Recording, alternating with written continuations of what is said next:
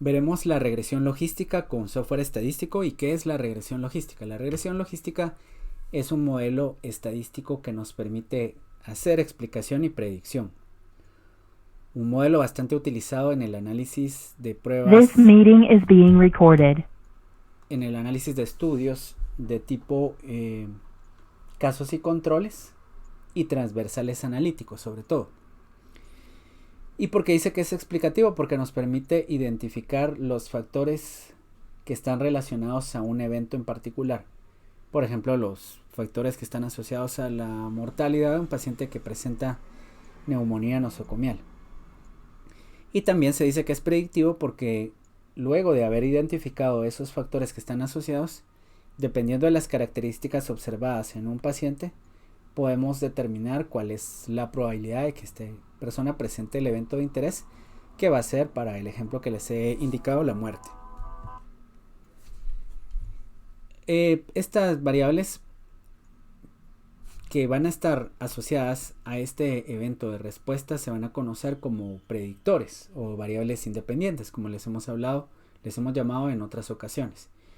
Pero la ventaja de aplicar este análisis es que se pueden agregar varias variables a la vez y que estas variables pueden ser tanto categóricas como numéricas. Es decir, en ese caso el análisis puede ser considerado como un análisis multivariante. Y este análisis multivariante nos va a permitir predecir o explicar un evento en función de varias variables consideradas como variables predictivas. Veamos algunas generalidades. Los modelos de regresión en términos generales complementan el estudio de la estadística descriptiva y de las pruebas de hipótesis. ¿Qué son las pruebas de hipótesis? Son todos aquellos análisis que les llaman univariantes, como la chi-cuadrado, el análisis de varianza, la prueba de t-student, la correlación. Esos análisis ya los vimos anteriormente. Se llaman univariantes porque estamos relacionando un único factor o variable independiente con una variable dependiente. Es una relación de 1 a 1, univariante. O se les llama bivariantes porque hay involucrados en ese análisis dos variables. Y al realizar la explicación de los fenómenos con base a las variables consideradas independientes, los modelos de regresión tienen dos diferencias. La primera diferencia, bueno, pueden tener más diferencias de cómo se calculan y todo eso, pero una diferencia práctica y puntual es el hecho que se pueden incluir más de un predictor y que esos predictores pueden ser de diversos tipos muchas veces, dependiendo del tipo de regresión que se está utilizando. Los predictores son las variables explicativas o variables independientes. Y la otra diferencia va a ser de que estos nos van a generar una ecuación. La ecuación más sencilla que se puede obtener a través de modelos de regresión es la que nos predice eventos a partir de eventos para una variable numérica a partir de otros predictores.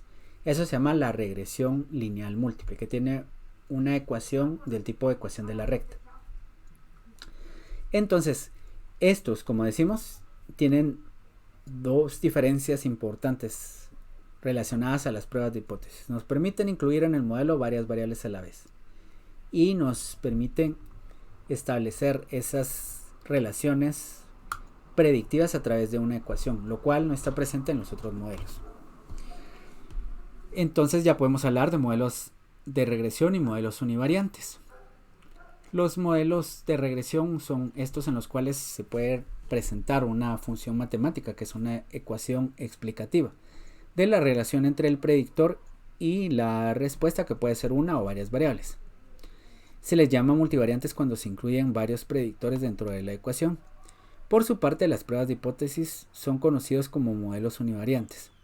No generan la ecuación explicativa y, debido a su alcance y limitaciones, son utilizados menos cada vez más. Cuando ustedes ven un estudio para determinar un evento de interés, por ejemplo, la mortalidad relacionada a enfermedades cardíacas agudas, a síndromes cardíacos agudos, al estar hablando de las variables que están relacionadas, lo hace a través de un modelo multivariante. Si es un ensayo clínico para determinar la efectividad vacunal, habla de las características de esos pacientes para determinar si la efectividad es mayor en ciertos grupos. Y ahí se utilizan modelos de regresión de Cox porque son estudios prospectivos, al igual que en los estudios de cohortes. En los estudios de casos y controles y los transversales generalmente usamos estos, que se conocen como regresiones logísticas. La regresión logística es un procedimiento que se utiliza bastante, mucho más que la regresión lineal múltiple. Y este se utiliza tomando en cuenta que la variable de respuesta es una variable categórica. Es decir, lo que queremos explicar.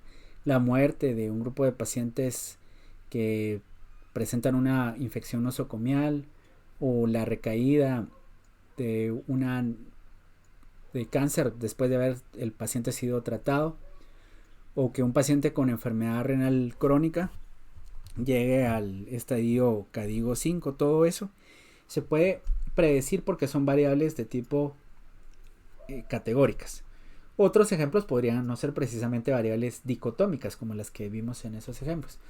Podría yo predecir el estadio que va a tener un paciente o de trauma, el grado de trauma craneoencefálico en función de las características del accidente que sufrió. Ahí tenemos entonces una variable que es ordinal.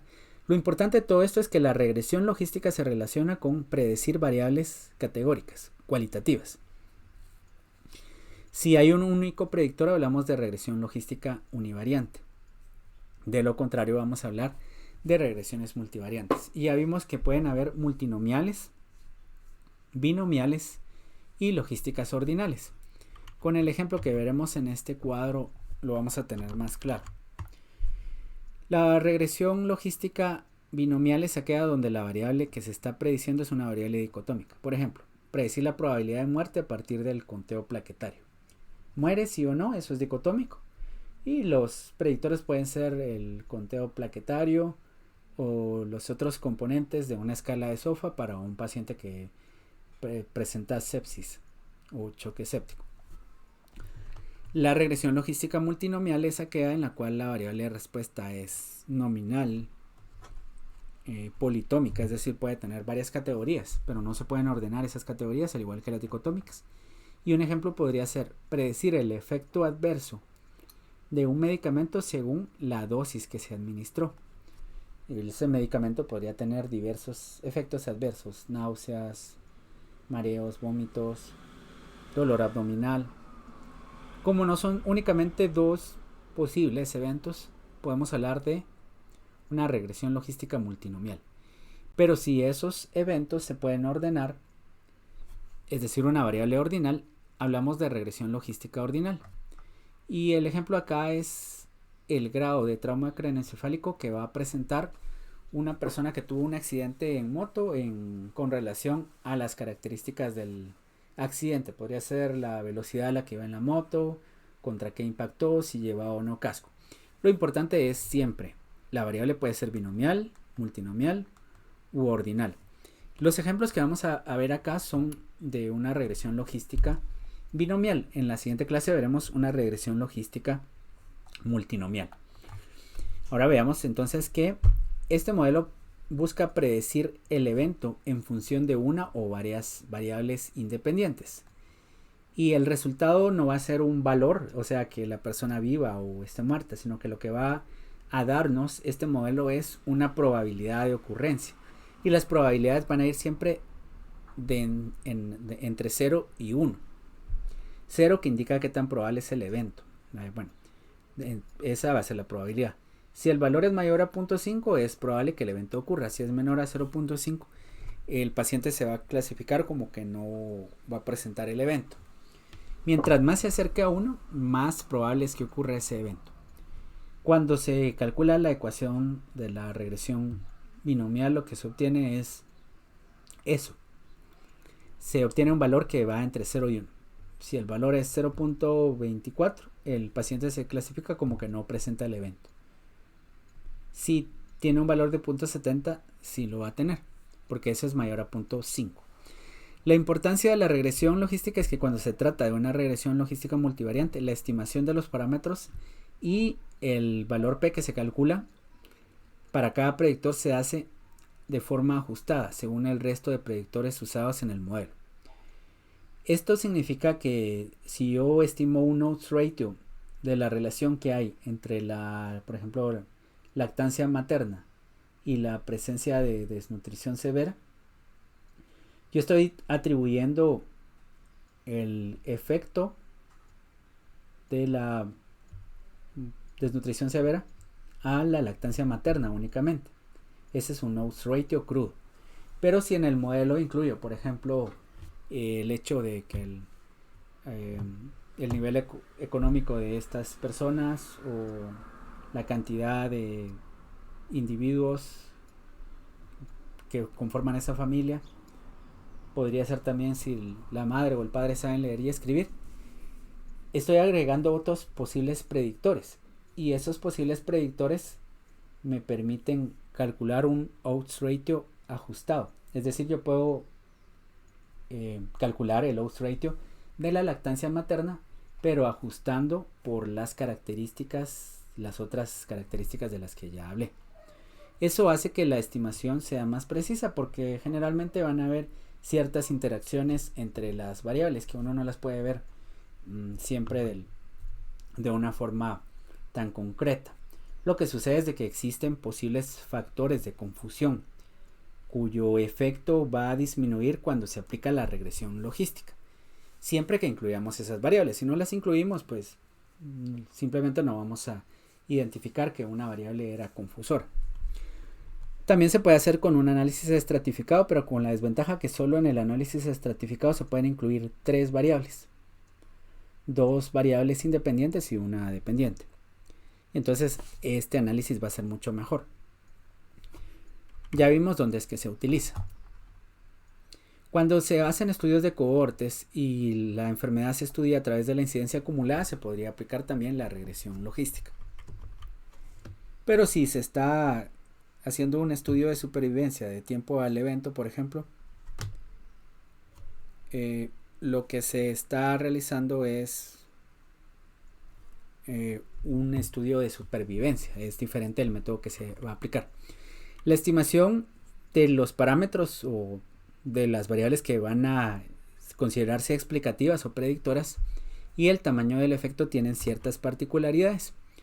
En términos generales, como no estamos viendo regresión lineal múltiple, porque eso no tiene muchas aplicaciones más que para comprender los otros modelos, les diré que cuando se hace una regresión lineal múltiple, la variable y, que es la predicha, o sea la variable de respuesta, tiene una característica o una naturaleza cuantitativa y en general debería ser continua y que se distribuya de forma normal.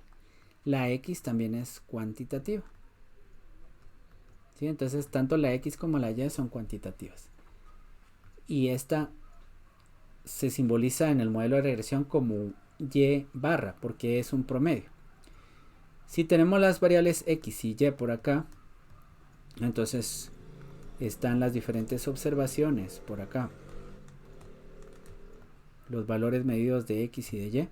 Va a haber un modelo de ecuación de la recta que explique mejor estos datos, donde nos dice que esta es la diferencia entre el modelo matemático, que es la línea que dibujé por acá, y los valores observados. Esto se llama ecuación de mínimos cuadrados y es una ecuación de la forma Y es igual a AX más B, donde Y es el valor promedio que podría tomar la variable en función de su predictora, que es la X. La X es un valor fijo y que puede ir variando, pero en la ecuación va a ser fijo para poder predecir un valor puntual. El A va a ser un término que se conoce como pendiente. Si vemos esto por acá, este ángulo, este que está acá es una pendiente diferente de 0, porque si fuera igual a 0 sería una línea recta, ¿ya? Entonces esta es la pendiente, el A, y B es el intercepto, es el valor en el eje Y de donde sale esta ecuación. Podría ser 0 también, entonces esto se igualaría a Y es igual a X. Lo importante es de que no se puede aplicar este concepto cuando la variable es dicotómica. Generalmente la variable dicotómica va a darnos solamente dos valores, el 0 y 1. Entonces estos valores se van a concentrar por aquí, 0 y 1. 0 y 1. Si aplicamos este modelo, cuando calculemos el y, nos puede dar valores más grandes que 1 y más bajos que 0. Y como lo que estamos prediciendo es una probabilidad, no pueden haber probabilidades más altas de 1 ni más bajas de 0. Ni siquiera pueden ser 0 ni 1. Podrían estar cercanas a 0 y cercanas a 1. Entonces este modelo de regresión lineal no nos sirve. ¿Vale? Entonces lo que nos sirve es un concepto matemático que se conoce como función sigmoide. Y este todavía sigue siendo algo bastante abstracto. Lo que nos interesa es una ecuación que nos hable de la probabilidad de la ocurrencia del evento. Lo importante es de que esto tiene términos exponenciales. Y para ello vamos a trabajar entonces con la siguiente ecuación. Después de cierto manejo matemático llegamos a este resultado. El logaritmo neperiano de p dividido 1 menos p, estamos diciendo el logaritmo de la ocurrencia de la probabilidad de que ocurra el evento, podría ser la muerte, dividido dentro de la probabilidad de que no ocurra. Eso es un odds. Los odds son los que se utilizan en las apuestas. La probabilidad de ganar contra la probabilidad de perder. Eso va a estar dado en función de un intercepto, que ya sabemos que es un intercepto, lo vimos anteriormente. Un conjunto de x, este es un modelo multivariante, x1, x2, x3, son las variables que explican a esta otra variable. Si esta es la muerte de un paciente con coronavirus, estas podrían ser si el paciente tiene obesidad, si tiene diabetes, hipertensión, cuáles son sus valores actuales de PCR, por ejemplo. Todo eso, porque las variables pueden ser, ya dijimos, cuantitativas o cualitativas. Entonces, P es la proporción de ocurrencia de la variable dependiente. Todo esto es el transformación logic. O sea, lo que está dentro de estos corchetes es la odds. Y el logaritmo de la odds es la transformación logic. Por eso se llama regresión logística. X1, X2, todas esas son las variables explicativas, predictoras o independientes. Beta 0 es el intercepto. Beta 1, 2, 3 son los coeficientes o pendientes, ¿verdad? De cada una de estas variables. Y estos coeficientes me van a servir para poder calcular los valores P de cada una de estas variables. Entonces aquí están. El valor P de esta variable X1, de la X2, se va a hacer a través de su coeficiente. Los coeficientes que van a ser pendientes, bueno, HO, que es la hipótesis nula, y HI, que es H1, que es la hipótesis alternativa, me va a decir, por ejemplo, que el predictor, que la pendiente beta 1 x1 va a ser igual a 0. Esa es la hipótesis nula. Y la hipótesis alternativa, que el predictor beta 1 de x1, se hace una hipótesis para cada uno de estos, para cada una de estas variables. Va a ser diferente de 0. Para decir que un predictor es estadísticamente significativo, se tiene que rechazar la hipótesis nula del coeficiente. Entonces, esta se tiene que rechazar. Se acepta esta y se dice, este es un predictor, si ese fuera el caso. Eso lo tenemos entonces en la siguiente diapositiva. Bueno, en esta diapositiva. Este es el estadístico de Wolf. El estadístico de Wolf es un procedimiento estadístico que no nos interesa en sus detalles. Lo único que nos interesa es que me permite identificar cuáles son los predictores estadísticamente significativos. Ese es el carácter explicativo de la regresión logística. Se calcula el efecto del cambio de una variable sobre la odds del evento. La odds del evento es esto que tenemos acá, y el efecto del cambio de cualquiera de estas variables, para estimar una ecuación de regresión logística que permite encontrar la probabilidad estimada con los coeficientes de P que presenta un evento de observación. La ecuación logística, que la veremos en la siguiente clase, nos permite predecir qué tan probable es que, por ejemplo, una mujer tenga un trabajo de parto prematuro en función de las características que presenta. Podría ser su edad, la longitud cervical, algunos signos en el ultrasonido que nos digan que es probable que vaya a tener trabajo de parto prematuro. No sé, también antecedentes como si es primigesta, etc. Luego tenemos que todo esto que está acá a través de múltiples manejos matemáticos, que no están todos acá, llegan hasta este punto, hacia estimar el odds ratio. Entonces la regresión logística nos permite estimar odds ratios, y recordemos que son los odds ratios, son estimadores del tamaño del efecto. ¿Qué tanto es probable que ocurra un evento en un individuo en comparación a un individuo que tiene unas características diferentes? Eso podría ser en términos generales, pero es el exponencial de beta, es el odds ratio entre los dos individuos que se diferencian en una unidad de la variable independiente. Si lo vemos desde el punto de vista numérico, se puede hablar también así. Por ejemplo, una persona que tiene 40 años y otra que tiene 41 años. Se puede calcular un odds ratio para la diferencia en las edades de esas personas, si es que la edad influye en el evento de interés. Beta 0 equivale a un OR igual a 1. Y un OR igual a 1, lo recordamos, es cuando la variable independiente no tiene ningún efecto sobre la variable de respuesta. Si el OR es mayor a 1, el riesgo del evento está aumentado, y si es menor a 1, está disminuido. Y aquí dice que para los odds ratios menores a 1 en la regresión logística deberíamos de dividir esto dentro de 1 dentro del odds ratio calculado para poder hacer una interpretación más adecuada. Pero vamos a recordar que los odds ratios indican el cociente de la oportunidad de exposición en el grupo de casos en comparación al grupo de controles.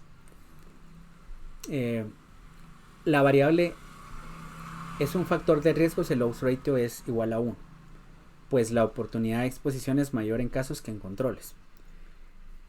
La variable es un factor protector si el odds ratio es menor a 1, pues la oportunidad de exposición es menor en casos que en controles.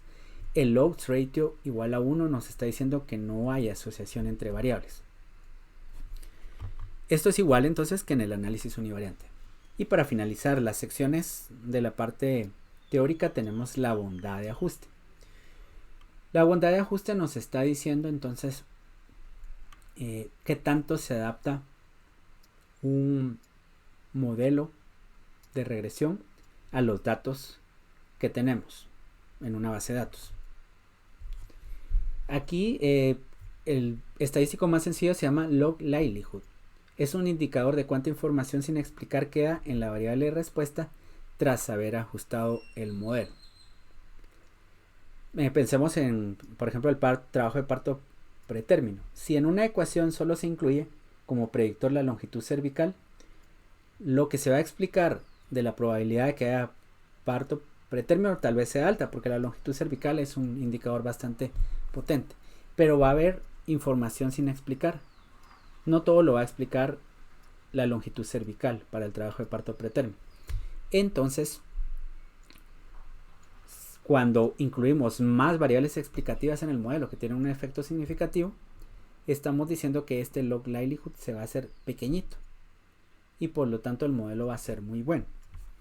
Eso es en términos muy generales, y solo hablé del log likelihood porque ese me permite entender los otros términos. La devianza hace referencia a la distancia entre el modelo ideal y el modelo creado. El modelo ideal va a ser el que tiene todas las variables, el que se puede explicar fielmente a partir de todas las variables que lo predicen. Ese modelo que tuviera, pues para ese ejemplo que les puse, longitud cervical, signos del ultrasonido, sugestivos de que va a haber un parto prematuro, la edad de la madre, etc. Incluso pues si está recibiendo atención prenatal o no. Por lo tanto, el valor de la devianza debiera disminuir sensiblemente entre ambas instancias, e idealmente tener un valor de 0 cuando el modelo predice bien los eventos de interés. Si hay un modelo que tiene todas esas variables y lo comparamos con un modelo que solo tiene una longitud cervical, hay una devianza, ¿verdad?, que se puede estimar. Si le vamos agregando a este modelo que tiene la longitud cervical más variables, se va a parecer más al modelo ideal. Entonces, mientras mejor es el modelo creado por nosotros, se parece más al modelo ideal y la devianza es más pequeña. Los modelos con devianza más pequeña son los mejores modelos. Luego tenemos el pseudo coeficiente de determinación. Es la reducción proporcional en valor absoluto del log likelihood, del cual ya hablamos anteriormente. Mide cuánto el error del ajuste disminuye al incluir las variables predictoras. Entonces nos habla en términos generales de cuánta variabilidad está explicando el modelo. Y cuánta variabilidad no está explicando, pues eso lo podemos determinar también. Puede tener valores entre 0 y 1. Cuando es un valor cercano a 0 es porque el modelo es malo para predecir. Y cuando se acerca a 1 es que el modelo es muy bueno para predecir la respuesta. Veamos este ejemplo y yo lo voy a desarrollar con el software estadístico y también aquí hablaré un poco de él. Lo que se quiere predecir es el dolor a partir de la escala visual análoga, percibido por la escala visual análoga. Y lo que se está comparando, o sea, la variable independiente principal es que a un grupo de pacientes que se les ha realizado una colecistectomía, se les administró para el manejo del dolor postoperatorio bupivacaína isobárica o morfina. ¿Cuál será más efectivo para prevenir el dolor postoperatorio? La variable de respuesta entonces es EVA, pero se ha categorizado como dolor leve, moderado y severo. Ahí hay 3 categorías. Esto podría ser una regresión logística ordinal. Aquí están las características de los pacientes y vemos que la distribución del sexo, de la edad, ASA, en los dos grupos de bupivacaína y de morfina es similar con relación al sexo. Hay casi la misma proporción de hombres y de mujeres en bupivacaína y morfina. El ASA también está distribuido de forma similar porque el valor P es no significativo. El tipo de colecistectomía con un valor P que no es menor a 0.05 nos dice que el tipo de procedimiento realizado fue similar en ambos grupos. La edad sí varió significativamente. En pacientes con morfina hay un mayor porcentaje de pacientes más jóvenes que en pacientes que utilizaron bupivacaína. Este valor P es significativo y nos está diciendo eso. Pero pues otro aspecto que va a ser importante es evaluar cómo se percibió el dolor en función del tipo de medicamento administrado. A quienes se les administró bupivacaína, el 6.7% tiene dolor moderado y severo ninguno de ellos. A quienes se les administró morfina, el 68% tiene dolor moderado. Ahí hay una diferencia. Y severo un 22.7%. De manera que la bupivacaína parece ser más efectiva para el control del dolor postoperatorio que la morfina. A estos pacientes se les tuvo que dar otras dosis de rescate de morfina, de hecho. Entonces, el valor P que aparece acá es estadísticamente significativo. El dolor varía respecto del medicamento administrado, pero esto sigue siendo análisis univariante. Entonces también nos damos cuenta que no hay ningún paciente con dolor severo en bupivacaína. Y vamos a convertir esto en una tabla de 2×2 para que sea más sencillo. Solo vamos a tener dolor leve y dolor moderado a severo. De manera que tenemos 84 pacientes acá, 4 acá. Pero ahora en este grupo tenemos 6 y en este grupo tenemos 30 más 10, o sea 40. Entonces ya tenemos algo dicotómico. Por eso vamos a aplicar una regresión logística binomial, donde solo hay pacientes con dolor leve y dolor moderado o severo. Veamos otros aspectos que son importantes. Aquí se observa que hay variables que están asociadas al dolor también cuando ya se clasifica como moderado o severo. El sexo se relaciona de una manera con el dolor porque el valor P está cercano a 0.05. La edad también. El ASA también tiene un valor cercano a 0.05 y el tipo de colecistectomía no influye. Por ejemplo, con dolor moderado o severo en videolaparoscopía hay un 37% y con dolor moderado o severo en procedimiento abierto un 31.5. Además el valor P lo vemos acá, es no significativo. Ya sabemos que influye sobre el dolor, el tipo de tratamiento, el sexo, la edad y el ASA. Entonces se aplica una regresión logística. Aquí tenemos una forma de ver la regresión logística donde está el estadístico de Wald, el valor P, el loss rate. Pero esto lo vamos a hacer a través de Jamovi. Bien, si ustedes tienen algún estudio en el que se deba aplicar la regresión logística, podrían comentarme y yo les apoyo a realizar este estudio como parte del curso. Veamos aquí la base de datos. La base de datos es la que ya subí a la plataforma y tenemos que el valor, aquí tenemos el dolor. Dolor leve es no, ya lo clasifiqué como sin dolor, y dolor moderado o severo lo clasifiqué como sí. Ahí están los resultados. Entonces vemos exploración, estadísticos descriptivos, cuántos pacientes hay con dolor leve y dolor moderado o severo. Aquí está. Tabla de frecuencia. 46 tienen dolor moderado o severo, o sea dolor, y 88 dolor leve, o sea sin dolor. Esto nos sirve porque nos permite determinar si la respuesta está desbalanceada.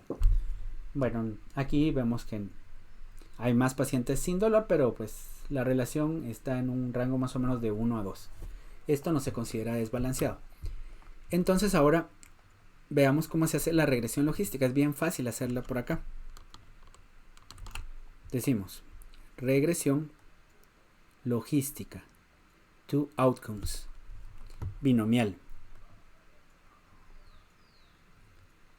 Bien. La variable de respuesta o dependiente va a ser el dolor. Dolor sí o dolor no. Covariables van a ser las variables numéricas. Solo tenemos la edad. Factores, el sexo. Ya vimos que el sexo, pues hay diferencias en la percepción del dolor entre hombres y mujeres. ASA también influye. El agente, que sería el medicamento, también. El tipo de colecistectomía no lo voy a incluir porque ya vimos de forma univariante que no influye. Y las náuseas y la boca seca son factores de respuesta, son variables de respuesta, entonces eso no se va a incluir. EVA es lo mismo que dolor, solo que aquí está clasificado en 3 niveles y aquí en únicamente 2. De hecho, EVA, como está por acá, es una variable ordinal, porque es dolor leve, moderado o severo. Entonces, EVA es una variable ordinal. Pero pues, eso solo fue corregir la variable. La regresión logística ya está hecha acá, de hecho. Si hay algún detalle que debía de cubrir, lo puedo arreglar ahorita. Bueno, entonces voy a pedir los coeficientes del modelo. El odds ratio con su intervalo de confianza, porque ya dijimos de que aquí se puede ver el odds ratio. Vamos a ver también algo que se conoce como supuestos, la multicolinealidad. Y ya les explicaré qué significa la multicolinealidad. Voy a ver la bondad de ajuste también. Aquí en Model Fit tengo el coeficiente de R cuadrado. Hay diferentes R cuadrados, los voy a poner acá.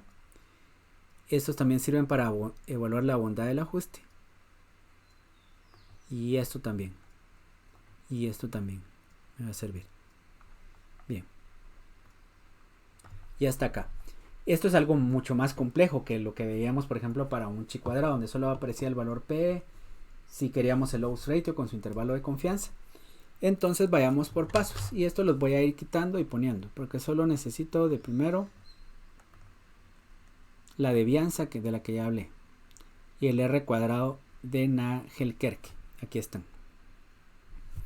De primero mostraré estos y después los otros. ¿Qué significa lo que vemos acá? R cuadrado.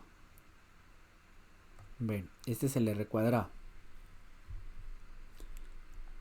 Esta es la devianza. La devianza no nos sirve por el momento, solo sabemos que es de 45.4. Decimos que debe ser lo más pequeño que se pueda, pero no hay un valor de corte, por decir algo. Si comparamos varios modelos, sí podemos comparar las devianzas. Entonces ahora vemos el R cuadrado. El R cuadrado es, en términos generales, cuánta de la variabilidad de los datos o de la variable de respuesta está explicada por el modelo predictivo. Puede ir de 0 a 1, donde 0 es un mal modelo y 1 es un modelo excelente. Lo que se acerca a 1 es un modelo bueno y lo que se acerca a 0 es un modelo malo. Este es entonces un modelo nulo. El modelo nulo. Este es el modelo ideal. Ahí está el modelo ideal. ¿Qué tan bueno es este modelo? Es bastante bueno porque tiene un punto 846. Quiere decir lo siguiente. Yo que estoy explicando el dolor de un paciente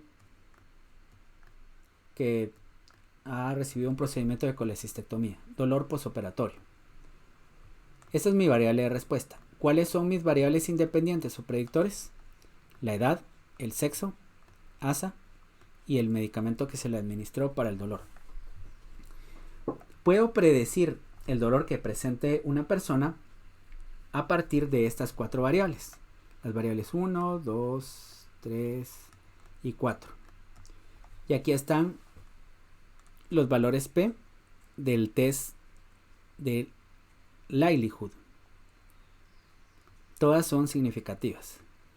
Todas estas variables se pueden incluir en el modelo porque todas son significativas si lo vemos desde este punto de vista. ¿Cuál tiene mayor efecto?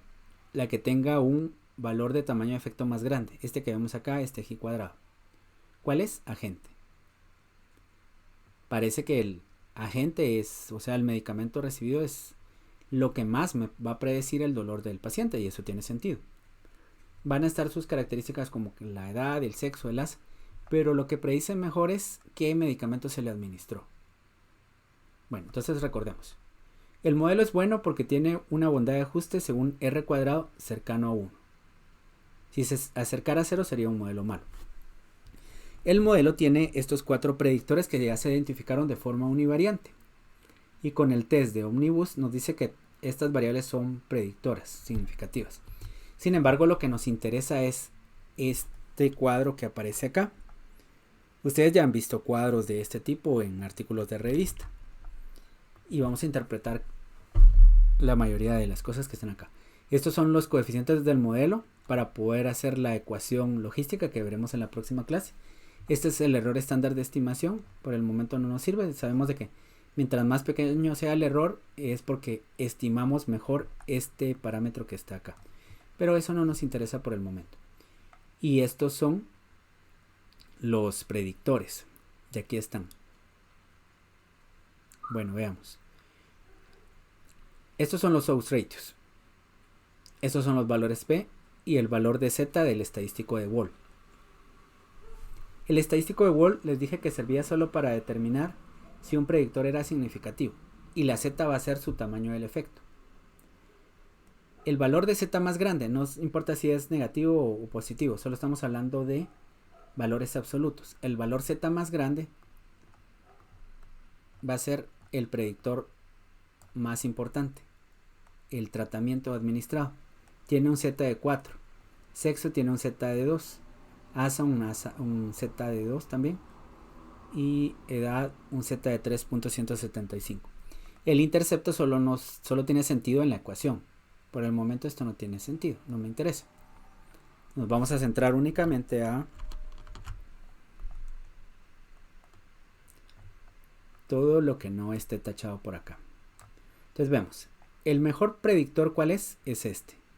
Ahora, dentro del modelo multivariante nos preguntamos si estas variables son significativas, si son predictores significativos. Vemos, la edad es significativa.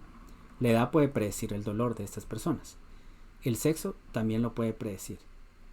El ASA también lo puede predecir. Aquí tenemos este valor P. El agente también definitivamente lo va a predecir. ¿Qué llevamos hasta este momento? El modelo es bueno, tiene una buena capacidad predictiva.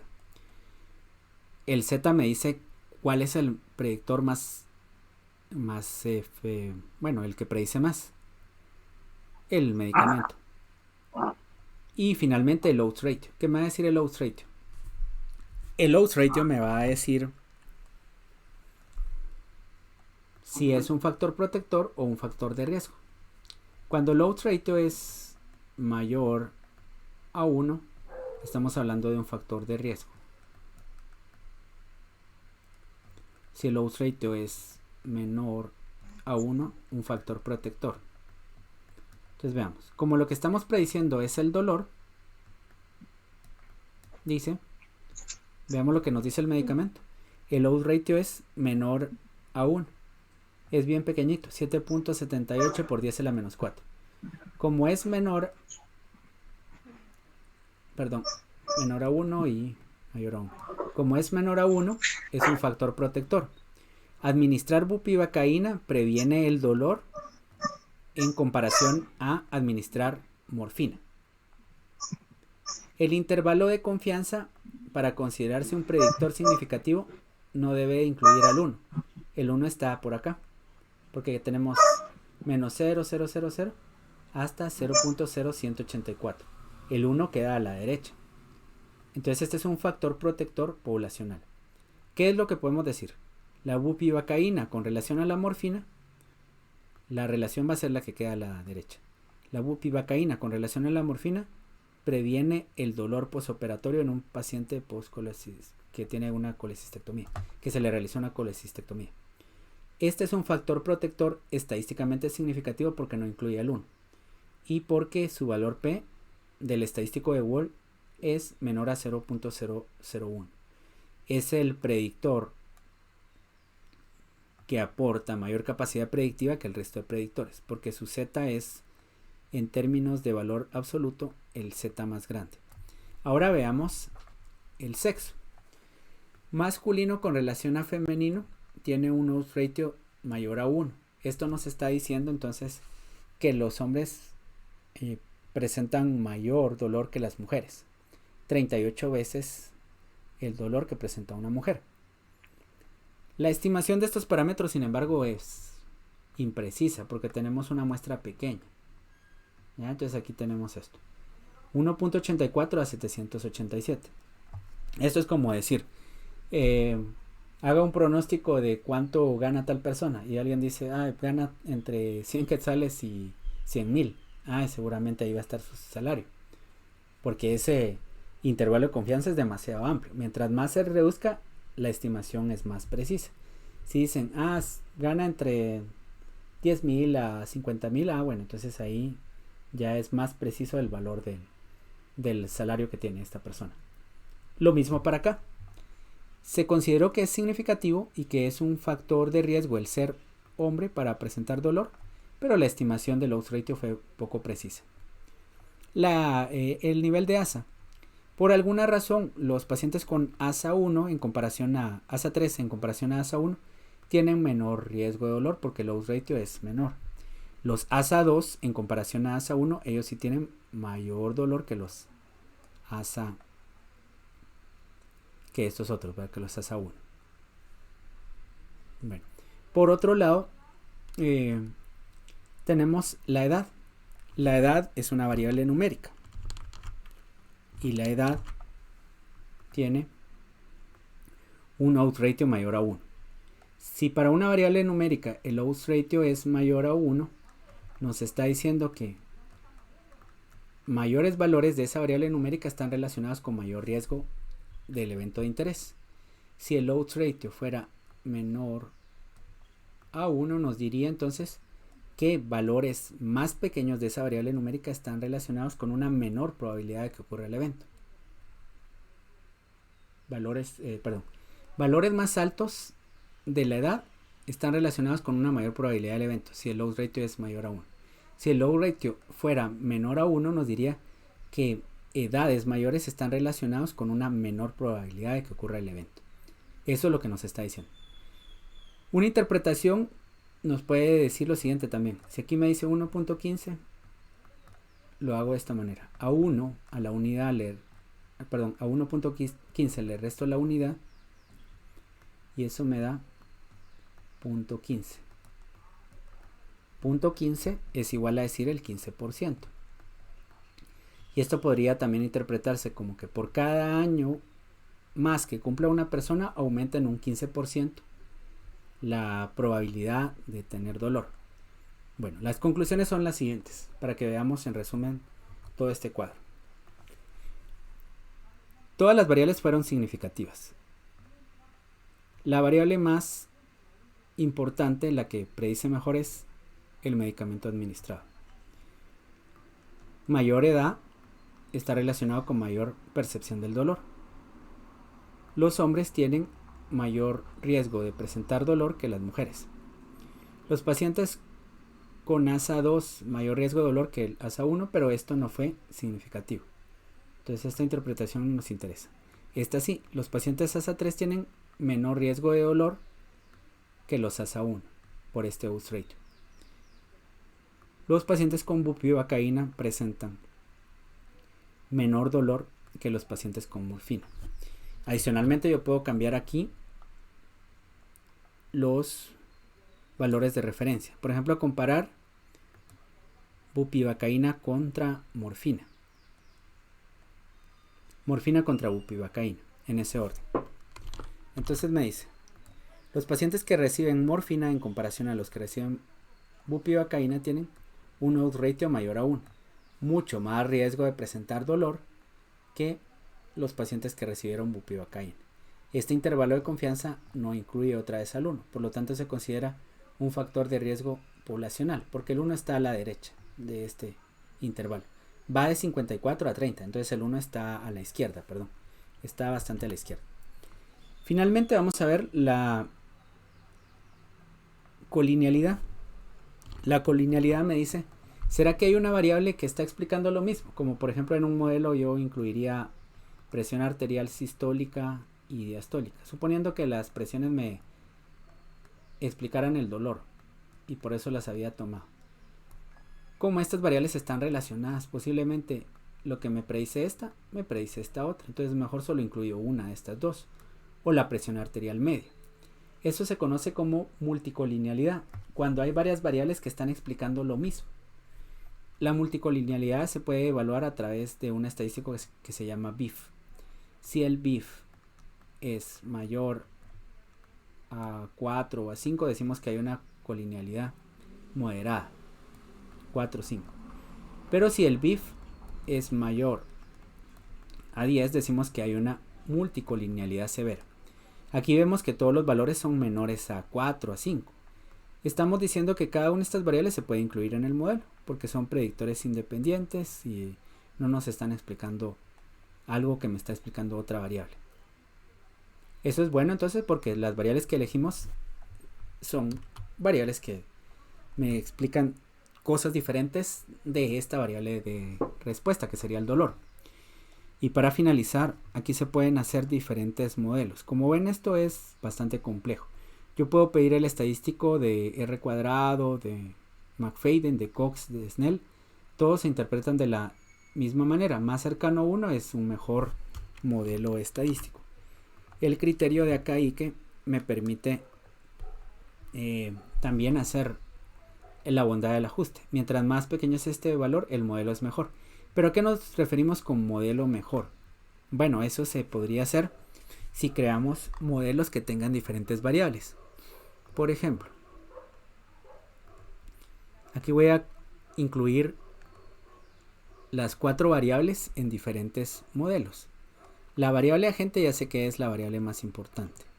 La voy a dejar en el bloque número 1. Agente en el bloque 1.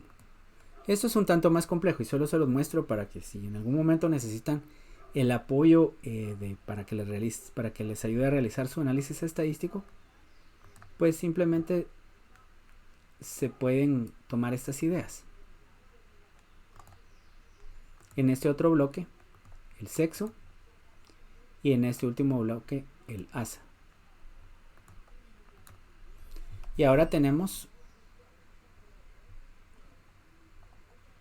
4 modelos diferentes. Y aquí yo puedo pedir los diferentes modelos. El modelo 1 es el que tiene únicamente, ahorita lo vamos a ver, la variable medicamento, el tipo de medicamento. Como vemos, el R cuadrado de este modelo, voy a quitar todos esos que están acá porque son muchos R cuadrados. Solo voy a dejar este que está acá.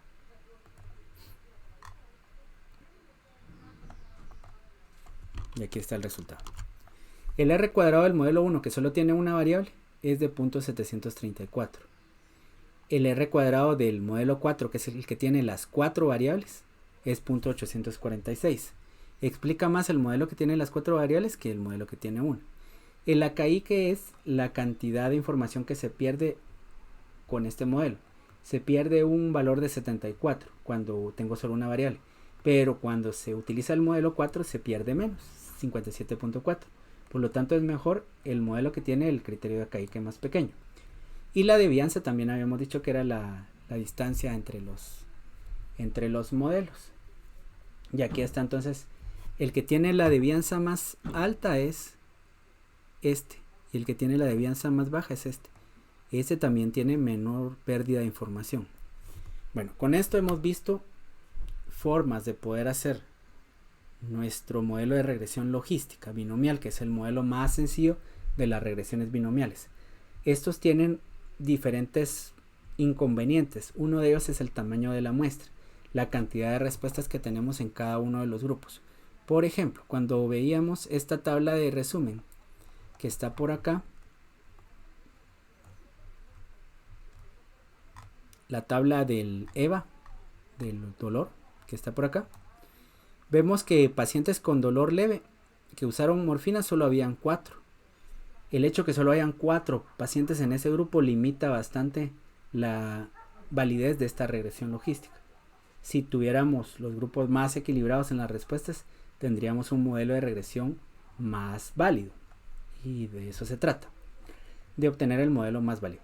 De cualquier manera, hemos visto que en Jamovi se pueden hacer modelos de regresión logística de cualquier tipo. Pueden ser binomial, multinomial u ordinales. En un ejemplo posterior hablaré de un modelo ordinal.